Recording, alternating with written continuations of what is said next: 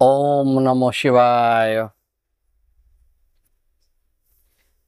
শিব ভক্তগণ এই শ্রাবণ মাসে বিশেষ করে সোমবারে ভগবান শিবের মাথায় জল ঢেলে থাকেন, শিবের জলাভিষেক করে থাকেন। আমাদের অনেকের মনে এই প্রশ্নটি জাগে যে এই শ্রাবণ মাসেই বা এই সোমবারেই কেন জল ঢালা হয়, অর্থাৎ এই শ্রাবণ মাস এবং এই সোমবারের কি বিশেষ কোনো তাৎপর্য আছে? আর জল ঢালারই বা তাৎপর্য কি? আসুন একে একে জানার চেষ্টা করি সবগুলো। প্রথমে জানা যাক এই শ্রাবণ মাসের মহত্ব নিয়ে, শ্রাবণ মাসের গুরুত্ব নিয়ে। বলা হয়ে থাকে যে শ্রাবণ মাস হচ্ছে ভগবান শিবের আরাধনার সময়, তপস্যার সময়। তাই এই শ্রাবণ মাসে, এই পবিত্র মাসে এবং শিবের খুব প্রিয় মাসে যদি শিবের পূজা করা হয়, ভগবান শিবের আরাধনা করা হয়, তাতে শিব অত্যন্ত প্রীত হন, সন্তুষ্ট হন তিনি। এবং ভগবান শিব খুশি হওয়ার ফলে তার ভক্তদের প্রভূত কল্যাণ হয়ে থাকে, ফল লাভ হয়ে থাকে। এই জীবনের সমস্ত দুঃখ, কষ্ট, যন্ত্রণা থেকে নিবৃত্ত পাওয়া যায় আর সুখ ও সমৃদ্ধি লাভ হয়ে থাকে। আর এই শ্রাবণ মাসেই সেই সমুদ্র মন্থন থেকে উঠে আসা বিষ ভগবান শিব পান করেছিলেন। জগৎকে রক্ষা করার জন্য, জগতের কল্যাণের জন্য তিনি সেই ভয়ঙ্কর বিষ হলাহল পান করেছিলেন। এই জন্যই এই শ্রাবণ মাসের গুরুত্ব অপরিসীম। তারপর আসে সোমবারের গুরুত্ব সম্পর্কে। সোমবার হচ্ছে চন্দ্রদেবের দিন এবং চন্দ্রদেব ভগবান শিবের শিরে অবস্থান করেন, মাথায় অবস্থান করেন। আর শিব হচ্ছেন চন্দ্রদেবের গুরু, নিয়ন্তা। চন্দ্র মানে মন, চন্দ্র আমাদের মনের প্রতীক। তাই এই সোমবারে অর্থাৎ চন্দ্রবারে ভগবান শিবের সঙ্গে চন্দ্রের অর্থাৎ মনের যে সম্পর্ক তা নিবিড় থাকে, দৃঢ় থাকে, গভীর থাকে। এই জন্যই সোমবারে ভক্তগণ শিবের মাথায় জল ঢেলে থাকে। বলা হয়ে থাকে যে এই সোমবারে উপবাস করে কোনো ভক্ত যদি শিবের আরাধনা করেন, শিবের পূজা করেন, তাহলে সে ভক্তের সকল মনোবাসনা পূর্ণ হয়। এবার আসা যাক জল ঢালা হয় কেন, জল ঢালার গুরুত্ব কি, মাহাত্ম্য কি। জল হচ্ছে চেতনার প্রতীক, শুদ্ধতার প্রতীক, নির্মলতার প্রতীক, পবিত্রতার প্রতীক। এই জল সবসময় বহমান, স্থির নয়।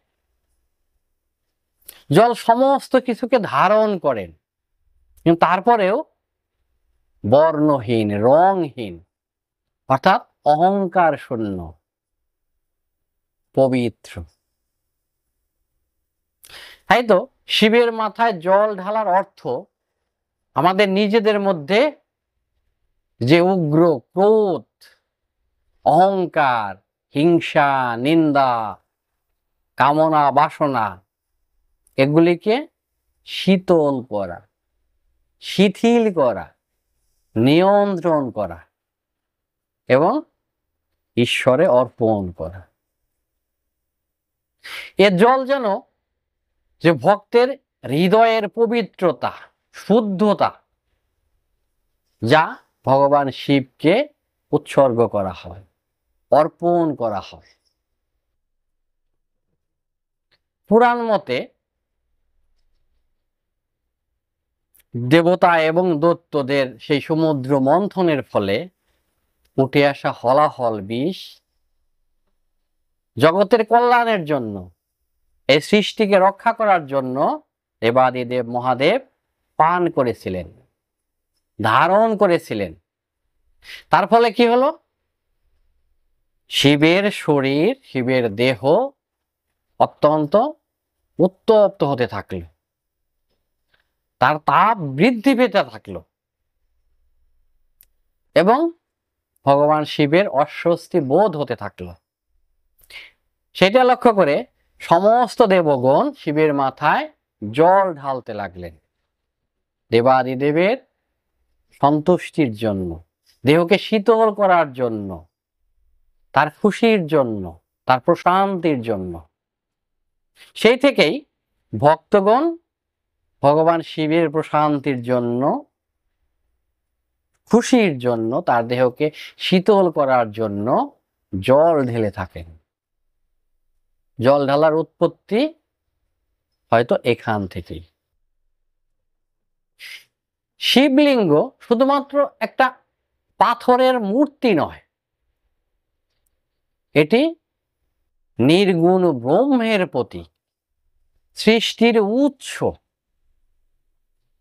তাই শিবলিঙ্গে জল অর্পণ করা, জল ঢালা অর্থ সেই পরম চেতনাতে, পরম সত্তাতে নিজের ক্ষুদ্র যে সত্তা আছে তাকে অর্পণ করা, নিবেদন করা। যখন জল ঢালা হয় তখন জল একটি ধারায় ধীরে ধীরে প্রবাহিত হতে থাকে। ঠিক সাধকগণ, ভক্তগণ তদ্রূপ, যে নিজের আমিত্বকে, অহং বোধকে, আমি ভাবকে ধীরে ধীরে তারা ত্যাগ করে এবং আমিত্বকে ত্যাগ করে তারা তুমি ভাবকে গ্রহণ করেন। অর্থাৎ নিজেকে সম্পূর্ণরূপে সেই পূর্ণ ব্রহ্মে, পরম সত্তাতে, পরম চেতনাতে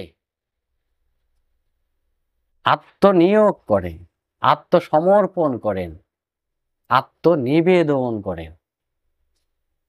তাই আসুন আমরা প্রত্যেকেই ভগবান শিবের এই পবিত্র মাসে এবং এই শুভ বারে প্রত্যেকেই শিবের মাথায় জল ঢালি, শিবের তপস্যা করি। তিনি তো আশুতোষ, অল্পেই সন্তুষ্ট হন। আর শিব সন্তুষ্ট হলে ভক্তের প্রভূত কল্যাণ হয়ে থাকে, মঙ্গল হয়ে থাকে, ফল লাভ হয়ে থাকে। হর হর মহাদেব।